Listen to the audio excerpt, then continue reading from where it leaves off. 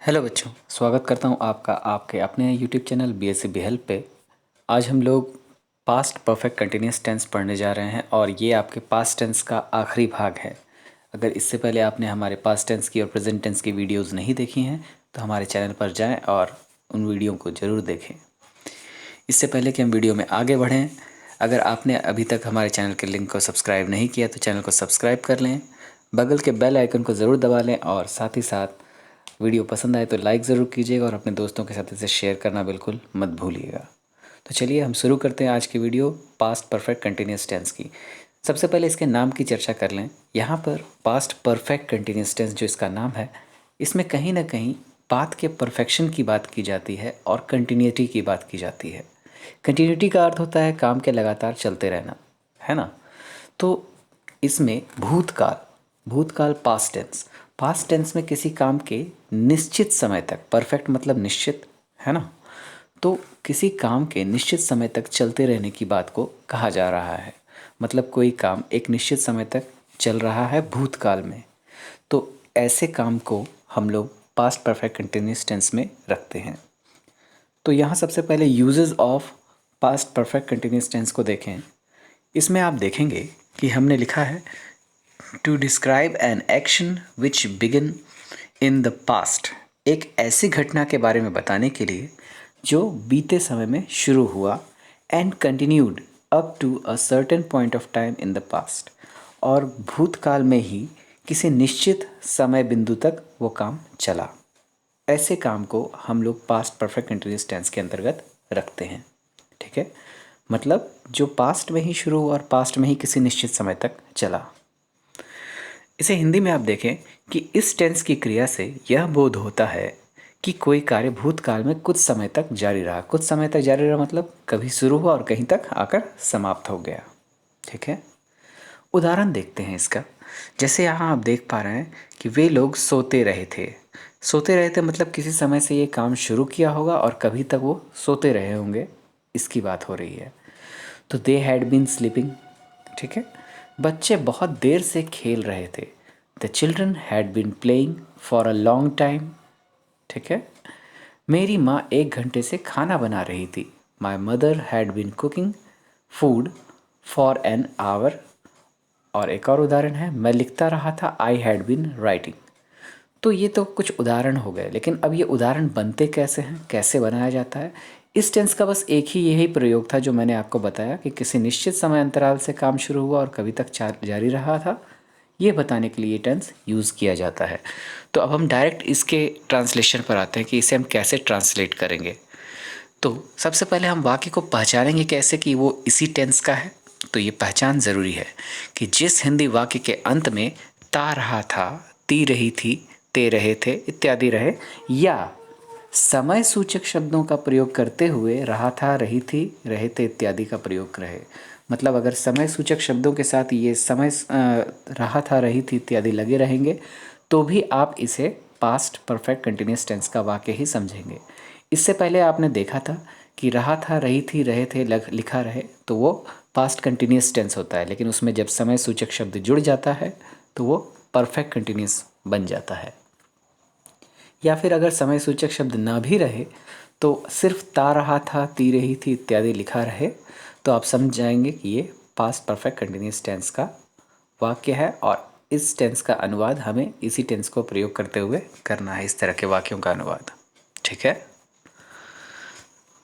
जैसे आप यहाँ देखेंगे स्ट्रक्चर को मैंने लिखा है कि subject plus had plus been plus verb ING plus object. मेन यहीं तक है। उसके बाद सिंस फॉर प्लस टाइम, ये अगर समय सूचक शब्द वाक्य में रहे तो हमें प्रयोग करना है, अन्यथा नहीं करना। ठीक है, सब्जेक्ट के साथ had plus been plus verb ING plus object और साथ ही साथ सिंस फॉर या टाइम। सिंस और फॉर का उपयोग मैंने बहुत बार बताया है और एक बार फिर जान लें। सिंस का प्रयोग एक निश्चित समय के लिए किया जाता है जब हमें वाक्य में ये बताया गया हो कि काम कब शुरू हुआ है, और फॉर का प्रयोग हम तब करते हैं जब वाक्य में हमें यह नहीं बताया गया हो कि काम कब शुरू हुआ है, बल्कि यह बताया हो कि वो काम कितने समय से चल रहा है। ठीक है, तो अब यहाँ पर उदाहरण देखें कि वह कई घंटों से वर्षा हो रही थी। यहाँ पर एक ऐसा बताया गया कि कई घंटों से वर्षा हो रही थी। एक निश्चित कार्य था जो किसी समय शुरू हुआ और कभी तक वो चलता रहा था, है ना।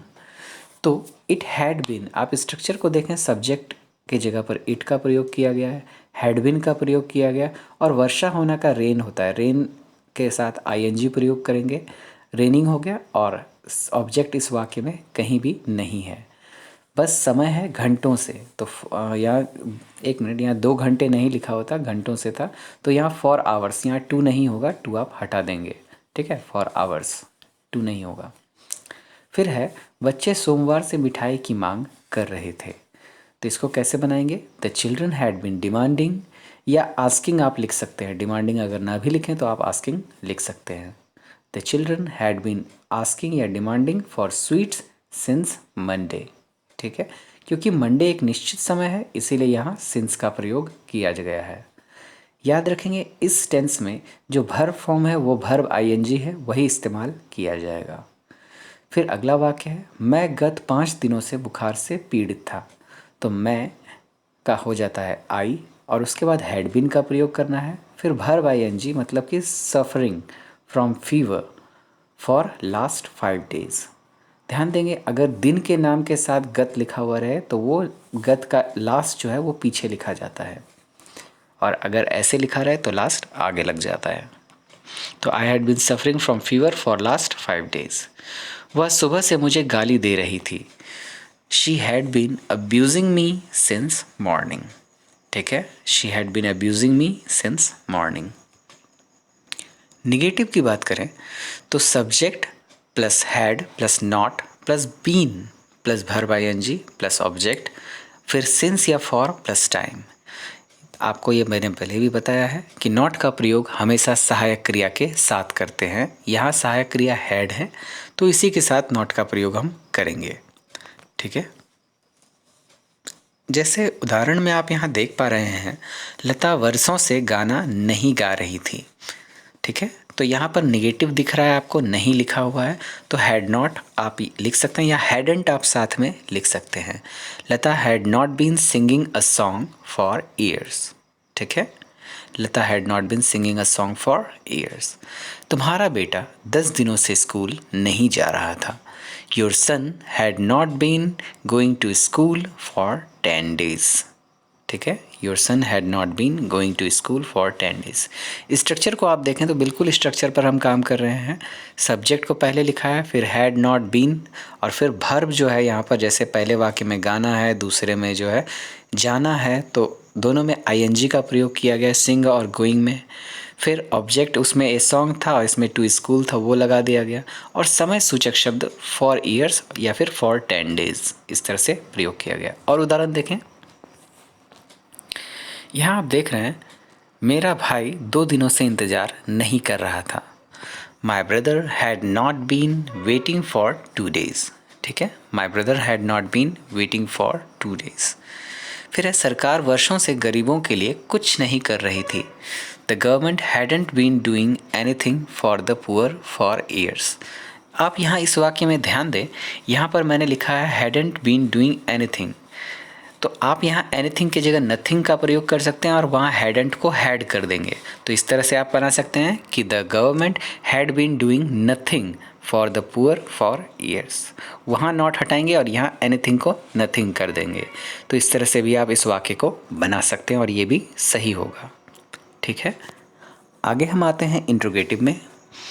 इंट्रोगेटिव में भी बिल्कुल वही है, आपको मैंने बताया है कि किसी भी वाक्य का इंट्रोगेटिव बनाने के लिए सबसे आसान तरीका है कि आप उसमें मौजूद सहायक क्रिया को सबसे आगे लिखें। तो हमारे पास जो स्ट्रक्चर अभी हम देख रहे हैं उसमें सहायक क्रिया है हैड, तो हैड को हम यहाँ आगे लिख देते हैं, had plus subject plus been plus verb ING plus object plus since for plus time. और अगर इसी में नेगेटिव वाक्य आ जाए तो मैंने बताया है कि इंट्रोगेटिव में जब नॉट लगाएंगे तो या तो सहायक क्रिया के साथ लगाएंगे या सब्जेक्ट के बाद लगाएंगे। तो यहाँ 2 स्ट्रक्चर मैंने लिखे हैं, एक हैडेंट करके लिखा है और एक में सब्जेक्ट के बाद लिखा है नॉट को।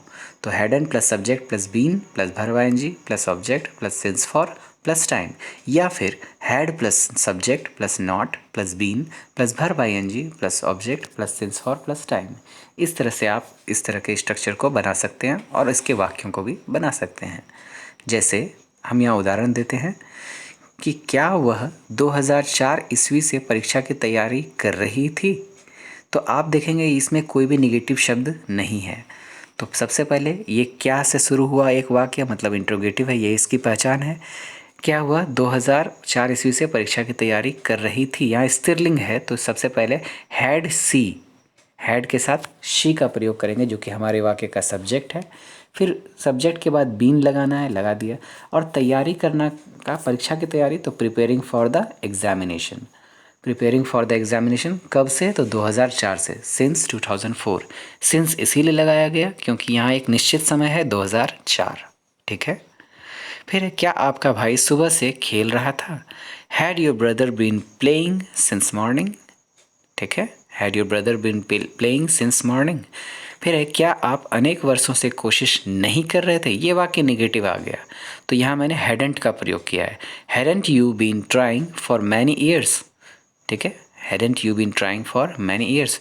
फिर है क्या रीता वर्षों से विद्यालय में नहीं पढ़ा रही थी, तो यहाँ भी निगेटिव है लेकिन यहाँ मैंने नॉट का प्रयोग सब्जेक्ट के बाद किया है सिर्फ आपको बताने के लिए। Had Rita not been teaching in this school for years, ठीक है। फिर है क्या तुम कभी भी पढ़ते नहीं रहे थे, तो यहाँ पर देखेंगे कभी भी लिखा है तो कभी भी का एवर होता है लेकिन यहाँ निगेटिव है तो नेवर हो जाएगा। Had you never been reading, okay. तो इस तरह से आप जो है इंट्रोगेटिव को बना सकते हैं। अब हम आते हैं क्वेश्चन फॉर्म पर। क्वेश्चन फॉर्म भी बिल्कुल ऐसा ही है, बस इंट्रोगेटिव के स्ट्रक्चर के आगे आपको क्वेश्चन वर्ड्स लगा देने हैं। तो question word plus had plus subject plus been plus verb ing plus object plus since for plus time. और अगर निगेटिव रहे तो आप चाहें तो सब्जेक्ट के बाद नॉट लगाएं या तो हैड के साथ नॉट लगाएं। तो यहाँ मैंने सब्जेक्ट के बाद लगाया है। Question word plus had plus subject plus not plus been plus verb ing plus object plus since for plus time, ठीक है। अब चलिए इसके उदाहरणों को देखें कि आप बचपन से झूठ क्यों बोलते रहे थे। क्यों, यहाँ पर प्रश्नवाचक शब्द है क्यों, तो क्यों को हम आगे ले आते हैं। क्यों का इंग्लिश हो गया वाई। फिर हैड लगाना है तो हैड लगा दिया। इस वाक्य का सब्जेक्ट है आप, जिसका इंग्लिश होता है यू, यू लगा दिए। फिर बीन लगा दिए। और झूठ बोलना का इंग्लिश होता है टेल ए लाई, और यहाँ हमें वर्ब में आईएनजी लगाना है तो टेलिंग अ लाई। और कब से है, बचपन से, तो सिंस चाइल्डहुड। क्योंकि चाइल्डहुड एक अवस्था है इसीलिए यहाँ सिंस का प्रयोग किया जाएगा। फिर है सीता सुबह से क्या पका रही थी। What had Sita been cooking since morning, what had Sita been cooking since morning. फिर है तुम इस स्कूल में कब से पढ़ रहे थे, तो since when had you been teaching in this, sorry teach यहाँ पढ़ा रहे थे का होना था टीचिंग, लेकिन यहाँ पढ़ रहे थे तो यहाँ हो जाएगा स्टडिंग इन दिस स्कूल या रीडिंग इन दिस स्कूल, ठीक है। तो यहाँ आप या तो वाक्य में पढ़ा रहे थे कर लेंगे, यहाँ पर यहाँ टीचिंग को बदल करके रीडिंग कर देंगे। ये थोड़ी सी मिस्टेक है जो शायद मुझसे पढ़ने में हो गई है, इसे आप सुधार लेंगे। फिर है वह कैसे सुबह से तुम्हें तंग नहीं कर रही थी। How had she not been vexing you since morning, तो यहाँ वैक्सिंग की जगह आप डिस्टर्बिंग का भी प्रयोग कर सकते हैं। How had she not been disturbing you since morning, इस तरह से वाक्य को बनाया जा सकता है। फिर है तुम क्यों इतने दिनों तक काम नहीं कर रहे थे, तो why had you not been working for so many days, इतना दिन का हो जाएगा सो मैनी डेज, ठीक है। Why had you not been working for so many days. फिर है आप गत सोमवार से क्यों नहीं जा रहे थे, स्कूल क्यों नहीं जा रहे थे, तो वाई हैडेंट, यहाँ देखिएगा मैंने हैड के साथ नॉट का प्रयोग किया है। Why hadn't you been going to school since Monday last, और यही मैंने उस समय बताया था कि अगर दिन के साथ गत लगा रहे तो वो लास्ट में चला जाता है, तो मंडे लास्ट, ना कि लास्ट मंडे, ठीक है। तो बच्चों इस तरह से आपका ये पास्ट टेंस जो है वो समाप्त हुआ, जो कि हमने पास्ट के चारों फॉर्म्स पढ़ लिए, प्रेजेंट के चारों फॉर्म्स पढ़ लिए। और अगली वीडियो में आपसे मुलाकात जब होगी तो हम फ्यूचर टेंस को पढ़ेंगे, फ्यूचर टेंस के बारे में जानेंगे। तब तक आप इस वीडियो के नोट्स को तैयार करें। अपनी पढ़ाई को आगे बढ़ाते रहें और साथ ही साथ हमारे चैनल को सब्सक्राइब नहीं किया तो सब्सक्राइब अवश्य कीजिए। वीडियो पसंद आई हो तो लाइक ज़रूर कीजिएगा और अपने दोस्तों के साथ इसे शेयर करना बिल्कुल मत भूलिएगा। तब तक के लिए अपना ख्याल रखें। धन्यवाद।